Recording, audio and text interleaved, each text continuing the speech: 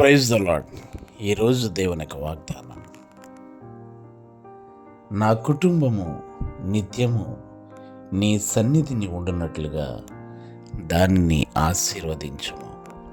సమూయేలు 2వ గ్రంథం 7వ అధ్యాయం 29వ వచనం. ప్రియులారా, ఇక్కడ గొప్ప ఆశ దావీదు గారికి ఉన్నట్లుగా మనకు కనబడుతుంది. నా కుటుంబము నీ సన్నిధిలో నిత్యము ఉండునట్లు దానిని ఆశీర్వదించమని దేవునిని వేడుకుంటున్న దావీదు గారి యొక్క గొప్ప ఆశ. మన కుటుంబాలు కూడా దేవుని సన్నిధిలో నిత్యము కూడా ఉండినట్లు దానిని ఆశీర్వదించమని మనము కూడా మన కుటుంబము కొరకు ప్రార్థించవలసిన వారమై ఉన్నాం. మన కుటుంబ సమేతముగా దేవుని సన్నిధిలో గడపవలసిన వారమై